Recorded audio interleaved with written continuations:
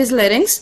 हमने पहले ईएनटी को डिस्कस करना है और ईएनटी में जो टॉपिक सबसे पहले डिस्कस होगा वो लेरिंग्स है। लेरिंग्स में बेसिकली ना आपके पास बहुत सारे डिंगरा पे आपको चैप्टर्स मिल जाते हैं और अगर हम देखें उन सारे चैप्टर्स में ना उन सारे चैप्टर्स में ये वाली सारे आपको टॉपिक्स मिलेंगे। सबसे पहले आपको मिलेगा कि acute and chronic inflammation of larynx है, जिसमें अब इन्फ्लेमेशन क्यों होती है, हमने पैथो में ये चीजें बहुत ज्यादा डिस्कस की हुई ना, एक्यूट इन्फ्लेमेशन, क्रोनिक इन्फ्लेमेशन, इसके बहुत सारे कॉजेज होते हैं, तो वो सारी हम चीजें देखेंगे, जिसमें से एक डिफ्थीरिया भी है। उसके बाद कुछ कंजेनिटल लेयंस हो जाते हैं। कंजेनिटली मतलब बच्चा पैदा हुआ था उसमें लेयंस से उसके, जिसकी वजह से उसको स्ट्राइडर हो रहा है, उसको सही सांस नहीं आ रहा, कैंसर हो सकता है, बिनाइन कुछ ट्यूमर्स हो सकते हैं, लेयंस हो सकते हैं, फॉरेन बॉडी ट्रेकियोस्टोमी, मतलब ये सारी चीजें हैं जो हमने आज डिस्कस करनी है अपनी पूरी मीटिंग में। ये वैसे मैंने एनाटॉमी की ऐसे स्लाइड्स ऐड नहीं की बिकॉज मुझे अब दोबारा से एनाटॉमी में पढ़ाने लग जाओ लेरिंग्स की तो शायद मेरे 40 मिनट ही एनाटॉमी पे चले जाए। तो ये आप लोगों ने खुद को अच्छी सी वीडियो देख ली है जो ग्रुप में आज नोट्स शेयर किए थे हमना ने, बहुत अच्छे, आप लोग वो देख सकते हो या फिर आप कोई भी वीडियो सर्च करके देख सकते हो। बस मैंने ये एक फिगर ऐड कर दी थी, वो इसलिए कि आप लोगों को थोड़ा सा आइडिया हो जाए कि ये कार्टिलेज होते हैं, थायराइड, क्रिकोइड, एरिटेनोइड कार्टिलेज सारे, और कुछ हमारे पास जो है वो लिगामेंट्स होते हैं। तो ये नोट में आपने खुद से कवर कर लेनी है, हम सिर्फ डिस्कस करेंगे डिजीज को। तो सबसे पहले जो चीज आ जाती है that is acute and chronic inflammation of लैरिंग्स। Acute and chronic inflammation of लैरिंग्स में अब कौन कौन सी फर्दर चीजें डिस्कस होंगी। सबसे पहले तो एपिग्लोटिस।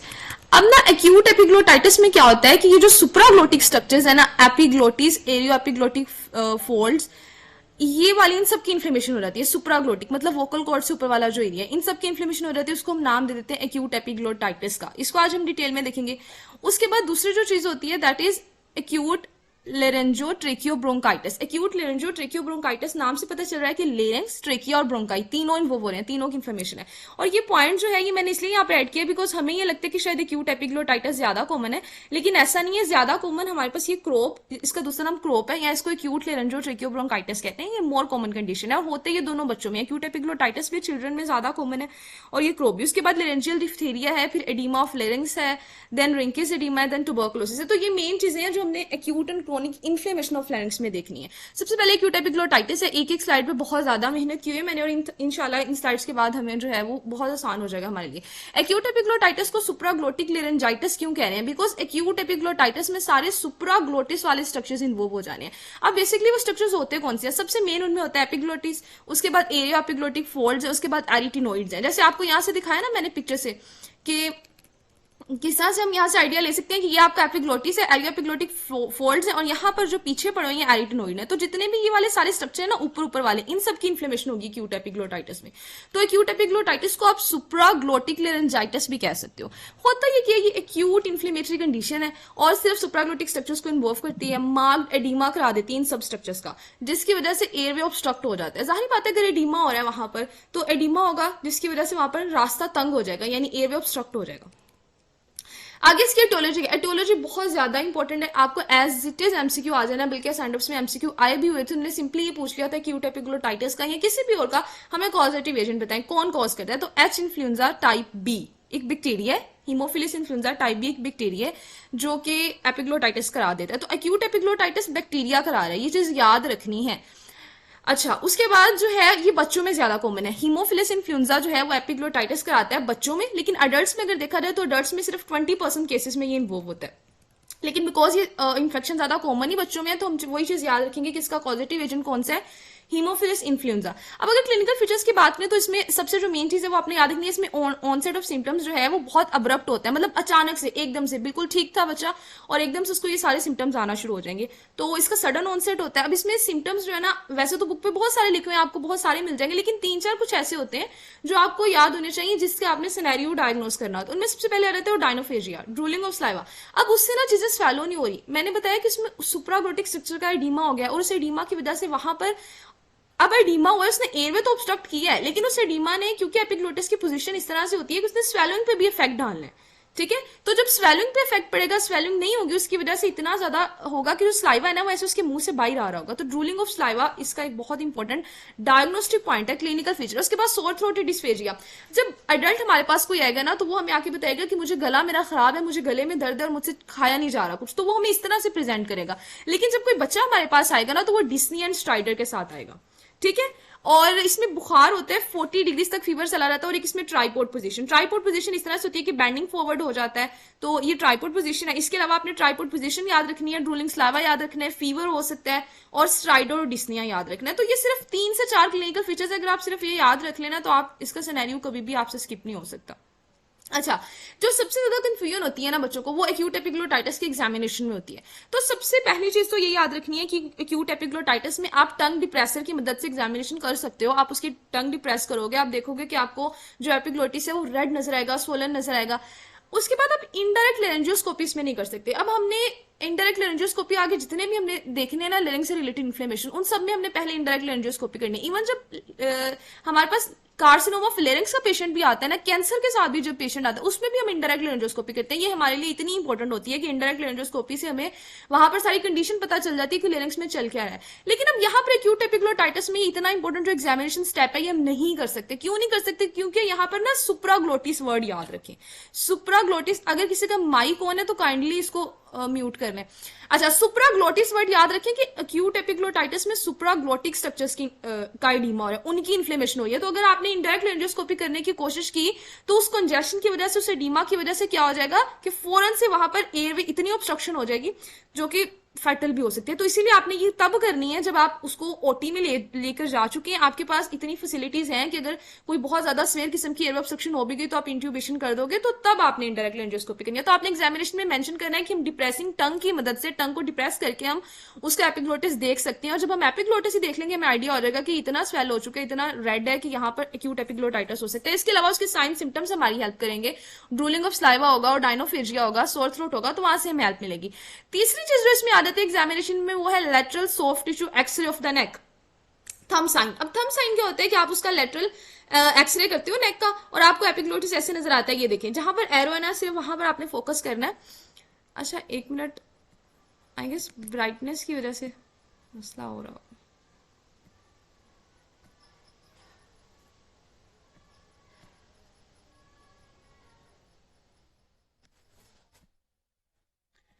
ओके, यहाँ पर एरो है, आपने यहाँ पर देखना है ये जो एपिग्लोटिस है ना क्योंकि उसका एडिमा हो रहा है, उसकी स्वेलिंग हो रही है, तो वो थंब साइन आपको मिलेगा। अब 3 एग्जामिनेशन के पॉइंट हमने, 2 एग्जामिनेशन के पॉइंट याद रखने, एक हमने इन्वेस्टिगेशन याद रखनी है, lateral soft tissue x ray of neck, इधर से हमारा बनेगा डायग्नोसिस। उसके बाद ट्रीटमेंट। अब एक्यूट एपिग्लोटाइटिस का ट्रीटमेंट बहुत इंपॉर्टेंट है। एक दफा सिर्फ ये वाला क्वेश्चन आया हुआ है, मैं पास पेपर्स देख रही थी, इसमें सिर्फ ये वाला क्वेश्चन आया कि हमें एंटीबायोटिक बताएं, एक्यूट एपिग्लोटाइटिस के पेशेंट में हम कौन सी एंटीबायोटिक देते हैं। अब हॉस्पिटलाइजेशन, सबसे पहले आपने ये मेंशन करना है कि इसमें हमें पेशेंट को हॉस्पिटलाइज करना पड़ता है क्योंकि बहुत ज्यादा चांसेस होते हैं कि उसको रिस्पायरेटरी ऑब्स्ट्रक्शन हो सकती है, तो उसको हमने हॉस्पिटलाइज करना है।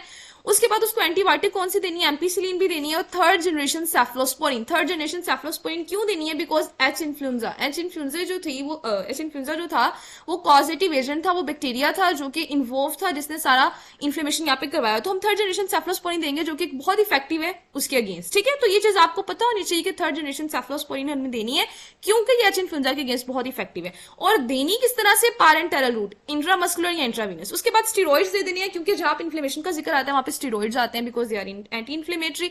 एडिक्वेट हाइड्रेशन, क्यों? क्योंकि उसको डायनोफेजिया हो चुका है, वो कुछ चीज स्वेलो नहीं कर रहा, जब वो स्वेलो नहीं कर रहा तो उसको सीवियर किस्म की डिहाइड्रेशन हो जाएगी। तो आपने उसको हाइड्रेशन मेंटेन करने के लिए पारेंटरल फ्लूइड्स देने हैं, फिर उसकी ह्यूमिडिफिकेशन करनी है, ऑक्सीजन उसको देनी है, और आपको इंट्यूबेशन या ट्रेकियोस्टमी भी करनी पड़ सकती है क्योंकि वहां पर ऑब्स्ट्रक्शन, रिस्पायरेटरी ऑब्स्ट्रक्शन है। तो ये इतना आसान ट्रीटमेंट है कि आपने माइंड में सिर्फ ये सोचना है कि एपिग्लोटाइटिस में हो क्या है। एपिग्लोटाइटिस में मैं बार बार रिपीट करी हूं कि सुप्राग्लोटिक स्ट्रक्चर्स का एडीमा हो गया है, वहां पर एयरवे ऑब्स्ट्रक्शन हो गई है, वहां पर इतना एडीमा हो गया कि हमें थंब साइन मिल रहा है, एपिग्लोटिस बहुत ज्यादा स्वेल कर चुका है, एडिमेटिस है। तो अब हमें क्या करना है? पहले तो उसको हॉस्पिटलाइज करें, उसको कुछ एंटीबायोटिक्स दें ताकि वो जो बैक्टीरिया है वो उसकी डेथ हो। उसके बाद उसको उस इन्फ्लेमेशन को कम करें, उस एडीमा को कम करें, स्टीरॉइड्स दें, आप वहां पर जो है इंट्यूबेशन कर दें, आप उसको फ्लूइड्स दें। तो ये सब कुछ आप माइंड में रख सकते हो अगर सिर्फ ये चीज माइंड में रखो कि एपिग्लोटाइटिस में होता क्या है। ठीक है, तो अब एक्यूट एपिग्लोटाइटिस आपको कभी नहीं भूलना चाहिए। जो जो चीजें मैंने इन स्लाइड्स में मेंशन की है, ग्रुप में पीडीएफ भी शेयर हो जाएगा, आपने इसको 1-2 दफा देखना है तो आपको फिर ये याद रहेगा। अब हम क्रोप की बात कर लेते हैं। क्रोप है एक्यूट लेरेंजोट्रेकियोब्रोंकाइटिस, यानी कि ये लेरिंग्स को इन्वॉल्व करता है, ये ट्रेकिया को इन्वॉल्व करेगा, ये ब्रोंकाई को भी इन्वॉल्व कर लेगा। ठीक है, ये paediatric viral respiratory tract illness. अब ये लाइन यहाँ पर ऐड क्यों की है? ये लाइन इसलिए ऐड की ताकि आप लोगों को याद रहे कि ये वायरल इलनेस है। अभी जो एक्यूट एपिग्लोटाइटिस डिस्कस किया था ना वो बैक्टीरियल इलनेस थी, हीमोफिलस इन्फ्लुएंजा इन्वोल्व था, लेकिन क्रोप जो है ये वायरल इलनेस है, इसमें virus involve, para influenza virus involve होता है। अब जिन लोगों ने माइक्रो में वायरोलॉजी अच्छी पढ़ी थी, मेरी तरह नहीं पढ़ी थी, मैंने तो नोट से की थी ना, लेकिन जिन्होंने लेविंसन से की थी उन्हें पता होगा कि पैरा इन्फ्लुएंजा वायरस में वहां पर मेंशन था कि पैरा इन्फ्लुएंजा वायरस क्या कराता है, पैरा इन्फ्लुएंजा वायरस जो है एक्यूट लेरेंजोट्रेकियोब्रोंकाइटिस कराता है, क्रोप कराता है। तो ये चीज हमने थर्ड ईयर में ही पढ़ ली थी कि ये कौन काज कराता है। इसके अल्टरनेटिव कुछ नाम है, ये तो आसान सा नाम है ना, क्रोप। इसके अलावा इसको लेरेंजोट्रेकाइटिस भी कहते हैं, इसको लेरेंजोट्रेकियोब्रोंकाइटिस बी कहते हैं। चलें आगे आ जाते हैं जी, क्रोप मैनिफेस्ट कैसे करते हैं, क्रोप का पेशेंट हमारे पास कैसे आएगा, होर्सनेस के साथ आएगा। अच्छा एक चीज मैंने यहाँ पर बतानी थी कि क्रोप में ना आपको ज्यादातर सिम्टम रेस्पिरेशन से रिलेटेड मिलेंगी, रिस्पिरेटरी ट्रैक से रिलेटेड मिलेंगी। इसमें आपको स्वेलिंग से रिलेटेड या डिस्फेजिया और डायनोफेजिया नहीं मिल रहा। क्यों नहीं मिल रहा? क्योंकि ये इन्वॉल्व कर रहा है जाके ट्रेकिया को, ये आपके ब्रोंकाई को इन्वॉल्व कर रहा है, या ये आपके लेरिंक्स को भी इन्वॉल्व कर रहा है, लेकिन ये थोड़ा नीचे वाले पार्ट में है। तो इस वजह से हमें ज्यादातर जो सिम्टम्स मिल रहे हैं ना वो रिस्पिरेटरी ट्रैक्ट की मिल रहे हैं। लाइक हमें होर्सनेस मिल रही है, सील लाइक बार्किंग कफ, ये इतना ज्यादा इंपॉर्टेंट है ना, आपने सी से याद रखिए, क्रोप में सील लाइक बार्किंग कफ होती है। इंस्पायरेटरी स्ट्राइडर होता है। अब आगे स्ट्राइडर मैंने डिटेल में ऐड किया हुआ है। स्ट्राइडर हमारे पास इंस्पायरेटरी भी होता है, एक्सपायरेटरी भी होता है, बाईफेजिक भी होता है। आगे हमने इसको डिटेल में पढ़ना है, लेकिन आपको पता होना चाहिए कि क्रोप में इंस्पायरेटरी स्ट्राइडर होता है, इसके अलावा रिस्पिरेटरी डिस्ट्रेस। ठीक है, तो मैंने इसको इस तरह से याद किया कि क्रोप में ना ज्यादातर सिम्टम्स मिल रहे हैं रिस्पायरेशन से रिलेटेड, क्योंकि ये नीचे ट्रेकिया को इन्वॉल्व करे। अच्छा अब इसमें होता क्या है, क्रोप में ये होता है कि जो आपका सबग्लोटिक रीजन है ना, उसमें जो लूज एरियोलर टिश्यू है वो स्वेल हो जाता है। जब वो स्वेल हो जाता है तो रिस्पिरेटरी ऑब्स्ट्रक्शन हो जाती है, स्ट्राइडर हो जाता है। एक्यूट एपिग्लोटाइटिस में क्या हो रहा था, एक्यूट एपिग्लोटाइटिस में जो एपिग्लोटिस था, जो एरियो एपिग्लोटिक फोल्ड्स थे, जो एरिटिनोइड था, मतलब सारा जो सुप्ला ग्लोटिक रीजन था वो सारा स्वेलो कह रही हूँ, वो सारा स्वेल हो रहा था, उस सारे में डीमा हो रहा था। लेकिन क्रोप में क्या हो रहा है कि जो सब ग्लोटिक रीजन है ना वो स्वेलअप हो रहा है। ठीक है, तो ये थोड़ा सा डिफरेंस याद रखना है। कॉजेज इसके क्या है मैं ऑलरेडी मेंशन कर चुकी हूँ, पैरा इन्फ्लुएंजा वायरस जो है वो इसका कॉज है। और एक चीज और इंपॉर्टेंट है कि क्रोप में ना आप क्लिनिकल डायग्नोसिस ही बना लेते हो, आपको एग्जामिनेशन की और सिर्फ एग्जामिनेशन से हेल्प मिलती है। आप डायग्नोसिस बना लेते हो, आपको ऐसे जितनी सारी इन्वेस्टिगेशन की जरूरत ही नहीं पड़ती। ठीक है, आप हिस्ट्री लेते हो, उसके बाद आप फिजिकल एग्जामिनेशन करते हो और आपका डायग्नोसिस बन जाता है। फिजिकल एग्जामिनेशन में क्या करना होता है, इसमें भी एक चीज इंपॉर्टेंट थी कि इसमें हमने इनडायरेक्ट लेरेंजोस्कोपी नहीं करनी होती, बिकॉज पेशेंट को रिस्पिरेटरी डिस्ट्रेस हो सकता है। तो पहले हमने उसको एनेस्थीसिया दे देना है, उस आईवी लेंस क्योर कर देनी है, देन हमने उसको लेरेंजोस्कोपी करनी है। ठीक है, तो ये आपकी डिंगरा की लाइंस है सारी, तो आपने इनको माइंड में रखना है। उसके बाद इन्वेस्टिगेशंस की बात करें तो इसमें भी हमें रेडियोग्राफ नेक का ही करवाना होता है, लेकिन इसमें जो हमें साइन मिलता है ना वो होता है स्टिपल साइन। तो इस तरह से आपको स्टिपल साइन मिलता है। क्रोप में ये पता नहीं ब्लर क्यों ऐड हो गई है, वरना ये क्लियर थी अच्छी खासी। और एपिग्लोटाइटिस में आपको थंब साइन मिलता है। तो एक्यूट एपिग्लोटाइटिस में थंब साइन मिलेगा रेडियोग्राफ पे, और क्रोप में आपको स्टिपल साइन मिलेगा। इसका जो कॉज है वो पैरा इन्फ्लुएंजा वायरस है, एपिग्लोटाइटिस का जो कॉज है वो हीमोफिलस इन्फ्लुएंजा है। एपिग्लोटाइटिस का जो ऑनसेट है वो सडन इन ऑनसेट है, और जो क्रोप है वो ग्रेजुअल इन ऑनसेट है, वो सडन नहीं होता कभी भी। एपिग्लोटाइटिस में आपको डायनोफेजिया होगा, ड्रूलिंग ऑफ स्लाइवा होगा, लेकिन क्रोप में आपको जो है वो स्ट्राइडर होगा, रिस्पिरेटरी डिस्ट्रेस होगा, होर्सनेस होगी। ठीक है, सारी जो रिस्पिरेटरी ट्रैक से रिलेटेड सिम्टम्स ज्यादा आएंगी। जजाकल्ला। अच्छा क्या बोल रही थी मैं, हाँ रिस्पिरेटरी ट्रैक्ट के रिलेटेड सिम्टम्स ज्यादा आएंगी। उसके बाद और डिफरेंस क्या हो सकता है दोनों का, नेक्स्ट देखते हैं और क्या डिफरेंस हो सकता है दोनों का। मैंने एक टेबल ऐड किया था। यस, एपिग्लोटाइटिस का कॉज क्या है, ये इंपॉर्टेंट है इसीलिए मैं बार बार रिवाइज करा रही हूँ। एपिग्लोटाइटिस का कॉज क्या है, हीमोफिलस इन्फ्लुएंजा। क्रोप का कॉज क्या है, पैरा इन्फ्लुएंजा वायरस। एपिग्लोटाइटिस किसी होगा दोनों बच्चों में, दोनों तरह के इन्फेक्शन बच्चों में होते हैं, लेकिन एपिग्लोटाइटिस होता है 2 से 6 ईयर्स की एज में, और जो क्रोप है वो 6 मंथ के बेबी को भी हो सकता है। तो ये चीज इंपॉर्टेंट है ना कि एपिग्लोटाइटिस होगा 2 ईयर्स के बाद, 2 से 6 साल के दरमियान, लेकिन जो क्रोप है वो 6 मंथ से 3 ईयर्स तक हो सकता है। एपिग्लोटाइटिस का ऑनसेट रैपिड है, क्रोप का ऑनसेट ग्रेजुअल है। एपिग्लोटाइटिस की साइट क्या थी, सुप्राग्लोटिक स्ट्रक्चर। कौन कौन से supraglottic, epiglottis, aryepiglottic fluid, arytenoid. Croup में क्या था, सब ग्लोटिक स्वेलअप हो रहा था। एपिग्लोटिस में मैंने कहा था कि फीवर याद रखना है, इसमें हाई फीवर होता है, लेकिन क्रोप में हाँ हो सकता है, लेकिन लो ग्रेड फीवर। एपिग्लोटाइटिस में डिस्फेजिया होता था, बिल्कुल होता था, क्योंकि सुप्राग्लोटिस इन्वॉल्व था, लेकिन क्रोप में जो सिम्टम्स है सारे वो रिस्पिरेटरी ट्रैक्ट से रिलेटेड थे, वहां पे डिस्फेजिया नहीं मिलता आपको। ड्रोलिंग जो है वो भी एपिग्लोटाइटिस में होगी, क्रोप में आपको ड्रोलिंग नहीं मिलेगी। ठीक है, तो अगर कोई सिनेरियो आ गया उसमें वो बता रहे हैं कि हमारे पास बच्चा आया है, उसको ड्रोलिंग ऑफ स्लाइवा है, उसको डिस्फेजिया है, और साथ वो बाकी सारी रिस्पिरेटरी सिम्टम भी मेंशन कर रहे हैं, लेकिन आपको याद हो जाना चाहिए कि एपिग्लोटाइटिस है हमारा डायग्नोसिस, बिकॉज क्रोप में हमें कफ का ज्यादा मिलेगा ना, कि बार्किंग कफ होगी। अब यहाँ पर ये भी हम डिफरेंस में पॉइंट ऐड कर सकते हैं कि कफ किस में होगी, तो कफ इसमें नहीं होगी, एपिग्लोटाइटिस में कफ इसमें होगी, बार्किंग कफ। ठीक है, तो ये कुछ चीजें होती हैं। ट्रीटमेंट की अगर बात करें तो same as it is treatment इसका एपिग्लोटाइटिस जैसा ही होता है। आपने हॉस्पिटलाइज करना है, आपने एंटीबायोटिक्स देनी है, ह्यूमिडिफिकेशन करनी है, फ्लूइड्स देने हैं, स्टेरॉइड्स देने हैं। दो चीजें एक्स्ट्रा ऐड कर लें यहाँ पर। एक तो चीज ये एक्स्ट्रा ऐड कर लें कि आपने इसमें एम्पीसिलिन ही देनी होती है, और क्योंकि एम्पीसिलिन ही इफेक्टिव होती है, आपने इसमें सेफ्लोस्पोरिन देने की जरूरत नहीं पड़ती। अब मुझे ये बताएं कि हम एंटीबायोटिक्स क्यों दे रहे हैं। मैंने तो कहा था कि ये वायरल काज है तो हम एंटीवायरस नहीं देने चाहिए हमें। हम एंटीबायोटिक्स इसलिए दे रहे हैं क्योंकि जहां पर भी आप ईयर में बात कर लें, आप थ्रोट की बात कर लें, आप कहीं पे भी बात कर लें, अगर कहीं पे कोई वायरल इन्फेक्शन होता है ना, और वायरस के बाद वहां पे सेकेंडरी इन्फेक्शन हो जाए बैक्टीरिया का, तो वो सिचुएशन ज्यादा खराब हो जाती है। इसलिए जैसे ही हमारे पास पेशेंट वायरल कॉज से आता है ना, हमने उसको 7 एंटीबायोटिक्स देने होते हैं ताकि सेकेंडरी इन्फेक्शन ना हो जाए, ठीक है। तो कभी भी ये गलती नहीं करनी कि ये देखिए कि पॉजिटिव एजेंट वायरल तो इसमें आप एंटीबायोटिक्स लिख कर ही ना हो। आपने पहले हॉस्पिटलाइजेशन के फौरन बाद एंटीबायोटिक्स मेंशन करने हैं, देन आपने बाकी सारी चीजें मेंशन करनी। और दूसरा जो इसमें पॉइंट ऐड करना था एपिग्लोटाइटिस से जो डिफरेंट था वो था एड्रीनालिन। आपने क्रॉप के पेशेंट को एड्रीनालिन देना है। क्यों देना है? क्योंकि ये ब्रोंको डायलेटर है और इसमें डिस्निया ज्यादा होता है। ये ट्रेकिया को इन्वॉल्व करा है, आपके ब्रोंकाई को इन्वॉल्व करा है, तो आपने इसमें एड्रीनालिन देना है। चलिए, अब हमारे जो आप समझ लें कि acute and chronic inflammation of larynx के जो सबसे इंपॉर्टेंट टॉपिक्स थे ना, वो दोनों कवर होते हैं। अब थर्ड वन जो टॉपिक है दैट इज लेरेंजियल डिफ्थेरिया। अब डिफ्थेरिया जो है ये ज्यादातर आपकी ना टॉन्सिल्स को पकड़ता है, टॉन्सिल्स को ज्यादातर ये इन्फेक्शन कराता है, लेकिन सेकेंडरी टू टॉन्सिल्स ये लैरिंक्स को भी इन्वॉल्व कर सकता है, तो उसे लेरेंजियल डिफ्थेरिया कहते हैं। ये बिलो 10 ईयर्स ऑफ एज में होगा और करेगा ये क्या, ये सूडो मेम्ब्रेन बना देगा लेरिंक्स के ऊपर, ट्रेकिया के ऊपर। जब सूडो मेम्ब्रेन बनेगी तो वहां पर एयरवे ऑब्स्ट्रक्ट हो जाएगा, ठीक है। इसके अलावा ये क्या करेगा, डिफ्थेरिया कुछ एक्सोटॉक्सिन्स बनाएगा, वो एक्सोटॉक्सिन्स जाके मायोकार्डाइटिस करा देंगी, वो एक्सोटॉक्सिन्स जाके न्यूरोलॉजिकल कॉम्प्लिकेशंस करा देंगी। क्लिनिकल फीचर्स की बात करें तो इसका भी ऑनसेट जो है वो सडन ही होता है, इंसीडियस होता है, और इसमें भी लो ग्रेड फीवर होता है, सोर थ्रोट होता है, होर्सनेस, इंस्पायरेटरी स्टाइडर, इंक्रीजिंग डिस्निया। जब तक मैं ये चीजें रीड करी थी ना, मैं कह रही थी क्रॉप वाले सिम्टम है सारे, बिल्कुल वैसे इंसीडियस इन ऑनसेट है, बिल्कुल वैसी होर्सनेस है, इंस्पायरेटरी स्टाइडर है, बिल्कुल वैसी लो ग्रेड फीवर है। लेकिन जब मैं आगे आई ना तो मुझे पता चला कि डिफ्थीरिया जो है वो ग्रेइश व्हाइट मेम्ब्रेन बनाता है टॉन्सिल्स पे, फेरिंग्स पे, सॉफ्ट पैलेट पे। तो ये जो मेम्ब्रेन है ना, यहां से हमें पता चलता है कि ये डिफ्थीरिया है, ठीक है। इसके अलावा ये बुलनेक करा देता है। बुलनेक में क्या होता है कि सर्वाइकल लिम्फेडिनोपैथी, ठीक है। सर्वाइकल जो लिम्फ नोड है वो उनकी जब एडिनोपैथी हो जाती है तो जिसकी वजह से हमें बुलनेक अपीयरेंस मिलती है। चलिए, अब इसका डायग्नोसिस कैसे बनाना है। इसका डायग्नोसिस हमेशा क्लिनिकल होता है। आपके पास पेशेंट आया, आप देख रहे हैं कि उसमें सूडो मेम्ब्रेन आपको नजर आ रही है और बाकी सारे साइन सिम्टम्स मिल रहे हैं, तो फिर आप उसका डायग्नोसिस डिफ्थीरिया का बना लेते हो। लेकिन बाद में आप कल्चर सेंसिटिविटी भी देख सकते हो, स्मीर एंड कल्चर भी कर सकते हो। इसका ट्रीटमेंट क्या है? इसका ट्रीटमेंट इंतहाई ज्यादा आसान है। सबसे पहले जो चीज मेंशन करनी है वो डिफ्थीरिया की एंटीटॉक्सिन मेंशन करनी है। बहुत इंपॉर्टेंट है कि आपने डिफ्थीरिया एंटीटॉक्सिन देनी है, और वो यूनिट्स वैरी करते हैं, कभी 20,000 देने पड़ते हैं, कभी 40, कभी 60। किस चीज पे डिपेंड करता है कि कितना सीवियर इन्फेक्शन है, कितनी ड्यूरेशन है, दोनों चीजों पर डिपेंड करता है। उसके बाद आपने एंटीबायोटिक्स भी देनी होती है, बेंजाइल, पेनिसिलिन और एम्पीसिलिन। एयरवे को मेंटेन करना है कंप्लीट। ये ना बहुत सीवियर किस्म का इन्फेक्शन होता है, ये कोई आम इन्फेक्शन नहीं होता, ये सीवियर होता है। इसका ट्रीटमेंट हमें फौरन, इवन के बाज बुक्स में हम ये भी पढ़ते हैं कि जब आपके पास पेशेंट आया है ना और आपको भी कंफर्म भी नहीं है कि डिफ्थीरिया की वजह से, आपने तब भी उसका ट्रीटमेंट शुरू कर देना विदाउट एनी डिले, ठीक है।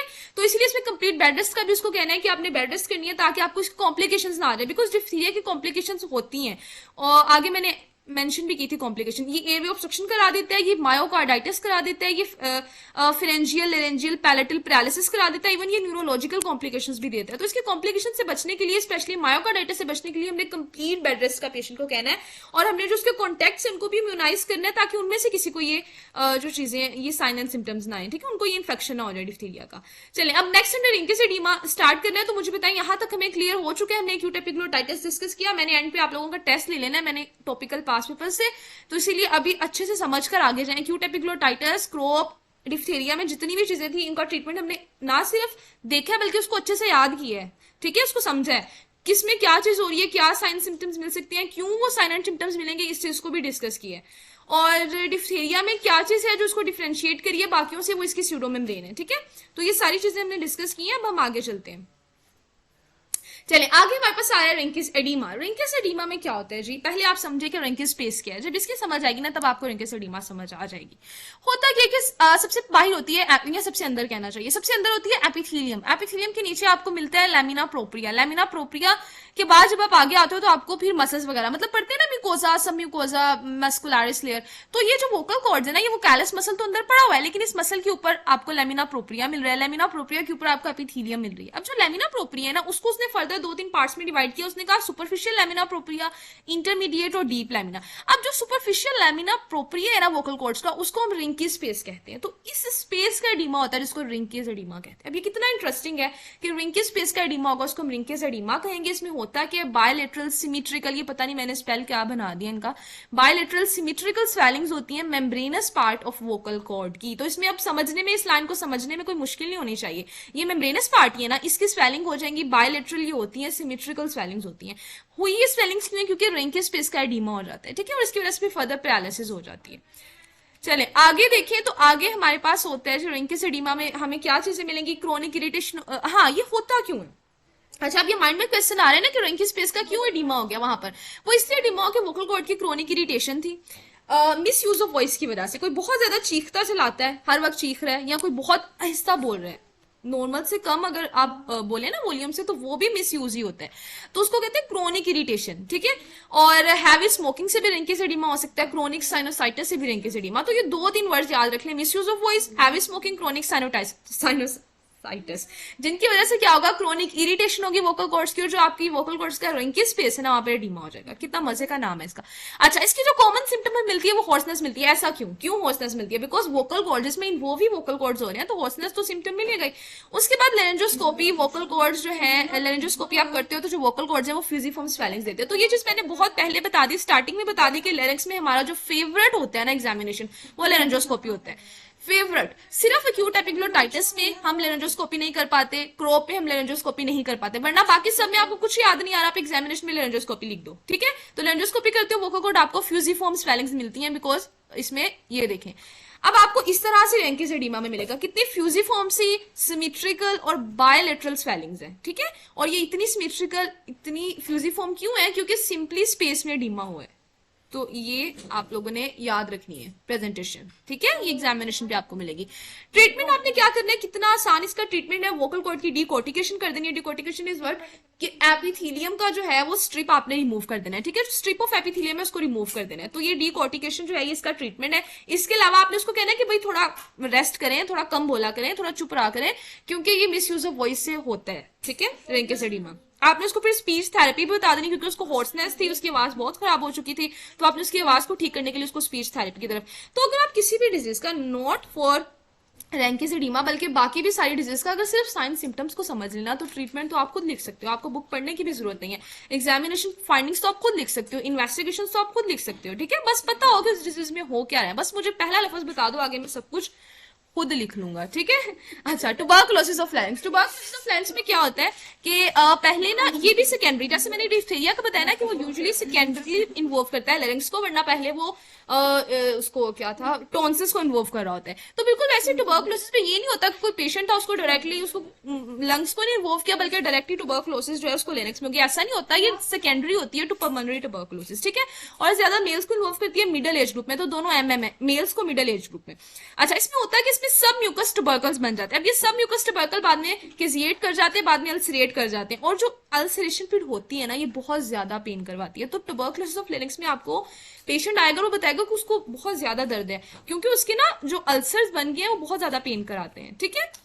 क्लिनिकल फीचर क्या है, वीकनेस ऑफ वॉइस होगी, जो अर्लीस्ट सिम्टम होती है वो वीकनेस ऑफ वॉइस है। उसके बाद क्या होगा, उसके बाद जो है स्वेयर पेन होगी। अब ये स्वेयर पेन क्यों हो रही है? लेरिंक्स की अल्सरेशन की वजह से। जैसे मैंने पहले बताया कि जो सब म्यूकस ट्यूबरकल्स बने हैं ना, वो फिर अल्सरेट कर जाएंगे, वो पेन इंड्यूस कराएंगे। उसके बाद इसमें डिस्फेजिया भी मिलता है, लेकिन वो लेटर स्टेज में मिलता है। अब आपने ट्यूबरकुलस लेरिंजाइटिस देखना है जरा, ये देखें, इस तरह से यहाँ पे ना अल्सर्स बनेंगे, और पता है क्या होगा, मैं आपको दिखाती हूँ एग्जामिनेशन में आपको फाइंडिंग्स क्या मिलेगी। पैथोलॉजी फिर बाद में देखते हैं। ये देखें, इस तरह से इतना नैरो एयर भी हो गया, मतलब ये एपिग्लोटिस का ना एडिमा हो गया। और आपको मजे की बात बताऊं, ये जो एडिमा है ये सूडो एडिमा है। एक एडिमा पढ़ा था हमने कि रैंकिस एडिमा था, और एक एडिमा हमने पढ़ा था जो एक्यूट एपिग्लोटाइटिस में हो रहा था। लेकिन जो ट्यूबरकुलोसिस में एडिमा होता है ना, वो सूडो एडिमा होता है। इसका क्या मतलब है? इसका मतलब ये है कि एपिग्लोटिस में ना कोई ये नहीं हुआ कि फ्लूइड जमा हो गया, इसमें इन्फिल्ट्रेट किए सेल्स ने, सेल्स आए हैं जो आपके ल्यूकोसाइट्स है ना, उन्होंने इन्फिल्ट्रेट किया है। और जब उन्होंने इन्फिल्ट्रेट किया है ना, तो उनकी वजह से इसका एडिमा हो गया, तो उसको सूडो एडिमा कहते हैं। और ये टर्बन एपिग्लोटिस हमें ना टर्बन की तरह ये लिखते हैं, और आप खुद देखें कि एयर में कितना नैरो हो गया, ठीक है। तो ये बहुत मजे की फाइंडिंग है कि टर्बन एपिग्लोटिस यानी सूडो एडिमा हो जाता है। इसके अलावा हाइप्रीमिया, स्वेलिंग है, अल्सरेशन में बार बार बता चुकी हूँ कि इसमें अल्सरेशन होती है, और उस अल्सरेशन की वजह से माउस नीबल्ड अपीयरेंस आती है। वोकल कॉर्ड्स की। उसके बाद ग्रेनुलेशन टिश्यू यहाँ पे मिल सकते हैं। तो ये सारी चीजें एग्जामिनेशन में आपको ये चीजें मिलेंगी। अब आपको अल्सरेशन और सुडोडीमा बिल्कुल नहीं भूलना चाहिए, ग्रेनुलेशन टिश्यू भी याद रहेगा इंशाल्लाह। स्वेलिंग तो हम वैसे ही लिख देंगे ना सब में। अच्छा, पैथोलॉजी की तरफ आ जाए, होता ये कि उसको ना लंग्स का ट्यूबरकुलोसिस था, उसके बाद उसका ब्रोंकोजेनिक स्प्रेड हुआ, यानी कि उसने खांसी की, जिसकी वजह से जो उसका लंग्स में जो इन्फेक्शन था ना वो ऊपर आया ब्रोंकाई की तरफ और लेरिंग्स की तरफ आया। स्पूटम जो था वो इन्फेक्टेड था, जब वो ऊपर की तरफ आया तो उसने लेरिंग्स को इन्वॉल्व कर लिया। कितना आसान है ये, इंटरएडनोइड रीजन को इन्वॉल्व कर लिया। जब इसको इन्वॉल्व किया तो उसने सब म्यूकोजल ट्यूबरकल्स बनाए। अब वो ट्यूबरकल्स पहले तो बन गए, बाद में वहां पे अल्सरेशन होगी, उस अल्सरेशन ने भी पेन इंड्यूस कराई, उस अल्सरेशन ने भी फर्दर वहां पे सुडोडीमा कराया। तो ये सारी चीजें याद रखनी है। और ऊपर जो पिक्चर थी उसको भी देख लें, और जो नीचे मैंने टर्बन एपिग्लोटिस दिखाया है ये वाला, इसको भी याद रखना है।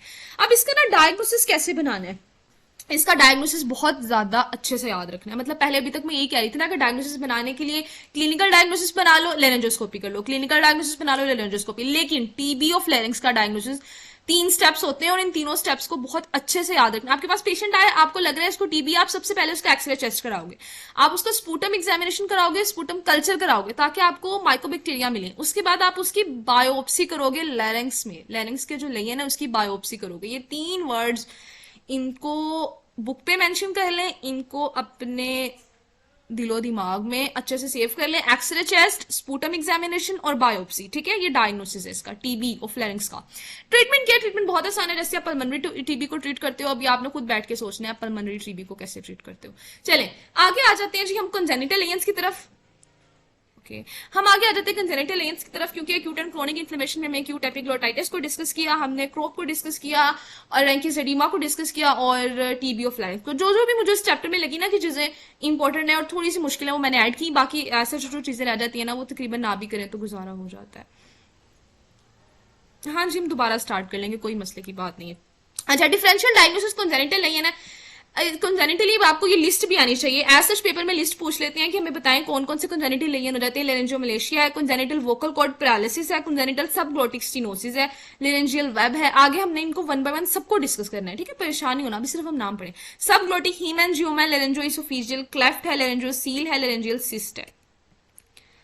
चलिए अब सबसे पहले जो चीज डिस्कस करनी है दैट इज लेरेंजियोमलेशिया। लेरेंजियोमलेशिया, अच्छा अगर आपको ये एमसीक्यू आ जाता है कि हमें बताएं सबसे कॉमन कंजेनिटल एब्नॉर्मैलिटी लेरिंग्स की क्या है, तो वो लेरेंजियोमलेशिया है, सबसे कॉमन ये होता है। अच्छा, ये बर्थ पे आपको इसकी मैनिफेस्ट, ये नहीं होता कि वेट करना पड़ता है कि बच्चा जब 2-3 माह का होगा फिर उसको साइन सिम्टम्स होंगे, बल्कि उसको पैदा होते ही इसके साइन एंड सिम्टम्स आना शुरू सून आफ्टर बर्थ, ठीक है। और लेकिन फिर ये होता है कि ये खुद ब खुद ठीक हो जाता है, जब 2 इयर्स ऑफ एज तक वो पहुंचता है तो ये डिसअपेयर हो जाता है, ठीक हो जाता है। लेकिन इसमें मसला होता क्या एग्जैक्टली लेरेंजियोमलेशिया में, मसला ये होता है कि जो सुप्राग्लोटिक स्ट्रक्चर है ना, सुप्राग्लोटिक जो लेरिंग्स है वो बहुत ज्यादा फ्लैसिड है। जब वो इतना फ्लैसिड है कि जब बच्चा सांस लेते हैं ना, स्पेशली जब इंस्पायरेशन करते हैं तो वो सक्ड इन हो जाता है, ठीक है, अंदर को सक इन हो जाता है। जब वो सक्ड इन हो जाता है तो उसकी वजह से वहां पर अब ऑब्स्ट्रक्शन सी हो जाएगी और एयरवे तंग हो जाएगा। जब एयरवे तंग हो जाएगा ना तो स्ट्राइडर होगा। स्ट्राइडर क्या होता है कि जब इंसान सांस लेना तो आवाज आए, तो अब इतना वहां पे एयरवे तंग हो गया कि स्ट्राइडर होगा, आवाज आएगी और साइनोसिस भी उसको हो जाएगा। तो इस तरह से मैकेनिज्म को समझ लें, इसको याद कर लें कि सुप्राग्लोटिक जो लेरिंग्स है वो फ्लैसिड हो गया जिसकी वजह से सक्ड इन हो रहा है ड्यूरिंग इंस्पायरेशन, और ये मैनिफेस्ट एट बर्थ होता है और डिसअपेयर हो जाता है 2 इयर्स ऑफ एज तक, ठीक है। चले, लेरेंजियोमलेशिया में क्या होता है कि जब वो प्रोन पोजीशन में जाएगा तो वो ठीक हो जाएगा, मतलब उसको जब आप उल्टा लिटाएंगे तो वो ठीक हो जाएगा, उसका जो स्ट्राइडर था और उसको जो डिस्ट्रेस हो रही थी, और जब वो रोता है ना बच्चा तो तब ये इंक्रीज होता है स्ट्राइडर। ये चीज भी इसमें याद करने वाली थी कि स्ट्राइडर क्राइंग पे इंक्रीज करता है लेकिन प्रोन पोजीशन पे ठीक हो जाता है। लेरेंजियोमलेशिया में भी क्या करना है, इसमें लेरेंजियोस्कोपी करनी है, और जब आप इसमें डायरेक्ट लेरेंजियोस्कोपी करते हो ना तो आपको ये चीज मिलती है। अब ये कि ये ना एपिग्लोटिस देखिए कर्व्ड हुआ है, और एपिग्लोटिस कर्व हो गया इसको हम कहते हैं ओमेगा शेप, तो हमें ओमेगा शेप्ड एपिग्लोटिस मिलता है। आपको एक्यूट एपिग्लोटाइटिस में एपिग्लोटिस कैसा मिल रहा था, थंब साइन मिल रहा था जब आप रेडियोग्राफ कर रहे थे, बिकॉज वो क्या हो चुका था, एडिमेटिस हो चुका था। उसके बाद जब आप आए उसकी तरफ क्रोप में, आपको तब क्या साइन मिला, जब आपने क्रोप में रेडियोग्राफ किया आपको स्टिपल साइन मिला, ठीक है। उसके बाद जब हम चले गए डिफ्थीरिया की तरफ तो डिफ्थीरिया में हमें सिर्फ सूडो मेम्ब्रेन मिली। उसके बाद जब टीबी ऑफ लेरिंग्स की बात की तो टीबी ऑफ लेरिंग्स में एपिग्लोटिस की एपिग्लोटिस की जो है वो टर्बन एपिग्लोटिस हमें मिला, क्योंकि उसका बहुत ज्यादा सूडोएडिमा हो गया था। ये वर्ड आपको नहीं भूलना चाहिए कि सूडोएडिमा था, ठीक है। तो अब जब लेरेंजियोमलेशिया की बात करें जो कि कंजेनिटल है ना, इसमें एपिग्लोटिस के साथ भी एपिग्लोटिस ना कर्व्ड हो गया, और कर्व नहीं कर्ल्ड हो गया, तो कर्लिंग इसकी हो गई और ये ओमेगा शेप्ड हो गया है। और जो एरियो एपिग्लोटिक फोल्ड्स हैं ये भी फ्लोपी हो गए हैं, और जो एरिटेनोइड है बहुत प्रोमिनेंट हो गए हैं, ठीक है। तो ये ज्यादातर, अच्छा ये तीनों चीजें कौन सी हैं? ये सुप्राग्लोटिस की तीनों चीजें हैं ना, जिनको हमने एक्यूट एपिग्लोटाइटिस में भी डिस्कस किया था। तो लेरेंजोमलेशिया भी तो सुप्राग्लोटिस स्ट्रक्चर को इन्वॉल्व कर रहा है ना। अच्छा, लेरेंजोमलेशिया के ट्रीटमेंट क्या, कुछ भी नहीं है, कंजर्वेटिव होता है, बिकॉज ये 2 years ऑफ एज तक खुद ब खुद ठीक हो जाता है। तो आपने सिंपली पेरेंट्स को रीअश्योर करा देना है कि मतलब ठीक हो जाएगा इंशाल्लाह। और अगर ये ट्रेक्योस्टमी भी करनी पड़ सकती है, नो डाउट, लेकिन अगर स्ट्राइडर बहुत ज्यादा हो, बहुत सिवियर हो ना, तब हमें ट्रेक्योस्टमी करनी पड़ती है। क्या आवाज का मसला हो रहा है? जी, सुप्राग्लोटोप्लास्टी भी कर सकते हैं। अच्छा, तो इस तरह से आपने याद रखना है, लेरेंजियोमलेशिया में रीअश्योरेंस करानी है और स्ट्राइडर। ओके, नेक्स्ट हमारे पास सेकंड जो कंजेनिटल है ना, वो वोकल कॉर्ड पैरालिसिस है। पहले हमने बात की लेरेंजियोमलेशिया की, अब हमने बात करनी है वोकल कॉर्ड पैरालिसिस की। वोकल कॉर्ड पैरालिसिस कब होता है? ये ना बर्थ ट्रोमा की वजह से होता है। बर्थ ट्रोमा की वजह से वोकल पैरालिसिस होता है। रिकरेंट लेरेंजियल नर्व जो है वो स्ट्रेच्ड हुई है, उसकी स्ट्रेचिंग हुई है, फोर्सेप डिलीवरी के दौरान उसकी स्ट्रेचिंग हुई है, बर्थ ट्रोमा ही हो गया ना ये, जिसकी वजह से वोकल कॉर्ड का पैरालिसिस हो गया। एक ये तो मेन कॉज है। इसके अलावा सीएनएस की एनोमलीज की वजह से भी वोकल कॉर्ड पैरालिसिस हो सकता है। ठीक है, अब जरा चेक करें कि जब वोकल कॉर्ड पैरालिसिस हो जाता है ना, तो क्या होता है। अब ये वोकल कॉर्ड नॉर्मल है और ये लेफ्ट वोकल कॉर्ड पैरालाइज्ड है। ठीक है, इस तरह से। अब ये वोकल कॉर्ड नॉर्मल है और ये पैरालाइज्ड है। इसका नहीं, इसका कोई आगे नहीं चीज याद रखनी। एसएससी पेपर में आता भी नहीं है। ये चीज आ सकती है कि वोकल पैरालिसिस क्यों होता है, कंजेनिटली बर्थ ट्रोमा की वजह से। ठीक है, बस इसमें ये पॉइंट याद करने वाला था, वरना मैं अगर कोई और होता मैं जरूर ऐड कर देती। नेक्स्ट है congenital subglottic stenosis. Congenital subglottic stenosis में अब देखें एयरवे इतना ज्यादा तंग हो चुका है। ठीक है, स्टीनोसिस हो गई। ये स्टीनोसिस क्यों हो रही है? क्योंकि क्रिकोइड कार्टिलेज की या तो एबनॉर्मल थिकनिंग हो चुकी है, या वोकल कॉर्ड के नीचे आपको फिब्रस टिश्यू मिल रहा है। तो वोकल कॉर्ड के नीचे इतना ज्यादा फिब्रस टिश्यू आ चुका है कि जो क्रिकोइड कार्टिलेज है ना, असल में जो क्रिकोइड कार्टिलेज जब आप लोग पढ़ोगे ना वो एनोटमी, तो आप लोग देखोगे क्रिकोइड कार्टिलेज ना इस तरह रिंग शेप्ड होता है। तो जब रिंग शेप जो क्रिकोइड कार्टिलेज है वो बहुत ज्यादा थिकन हो, एबनॉर्मली वो थिकन हो गया, तो उसकी वजह से उसने स्टीनोसिस करा दी है। ठीक है, तो ये 2 रीजन आपने याद रखनी है स्टीनोसिस की।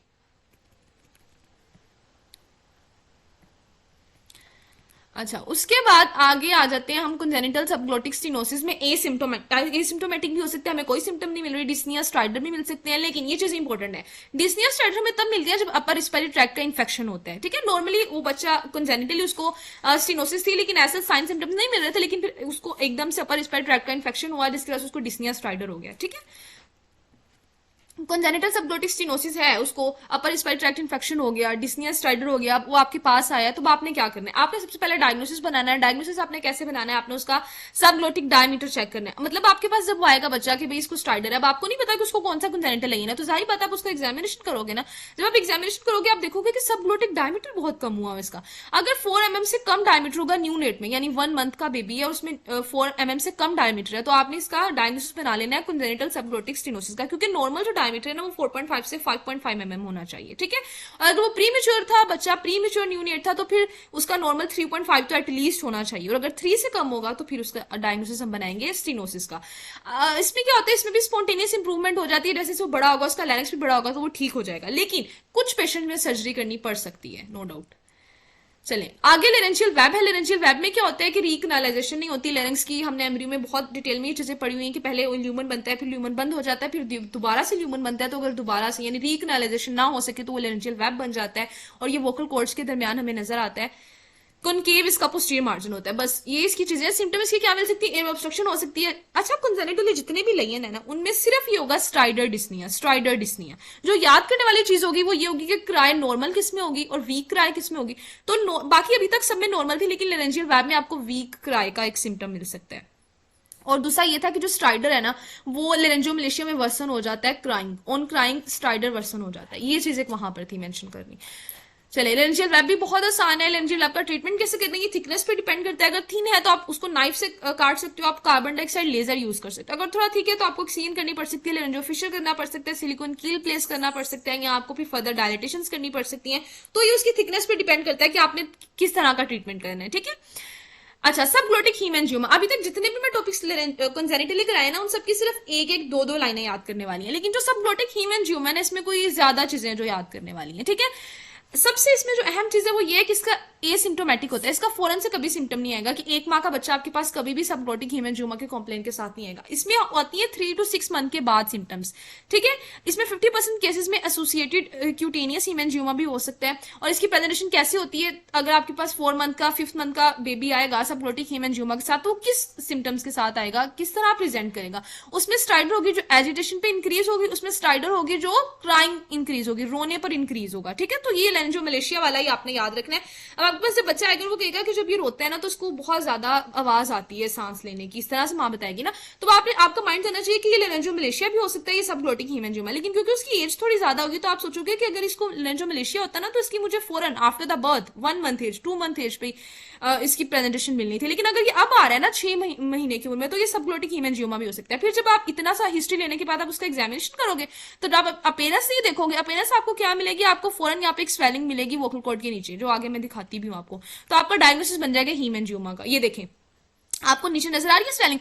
होता है क्या कि जब आप डायरेक्ट एंजियोस्कोपी करते हो तो रेडिश ब्लू मैस मिलता है बिलो वोकल कॉर्ड। ठीक है, बिलो वोकल कॉर्ड आपको रेडिश ब्लू मैस मिलता है, तो इससे आपका फिर डायग्नोसिस बन जाता है। अब आगे देखते हैं सबग्लोटिक हीमेंजियोमा की ट्रीटमेंट कैसे करना है। पेशेंट आ गया हमारे पास, हमने उसका डायग्नोसिस बना लिया, एग्जामिनेशन कर लिया, ट्रीट उसको कैसे करना है। ट्रीट में उसको ऑब्जर्वेशन करनी है, ट्रेकियोस्टमी कर देनी है, उसको स्टेरॉइड्स दे देनी है। स्टेरॉइड में डेक्सामेथासोन है, 1 वीक तक ये देंगे।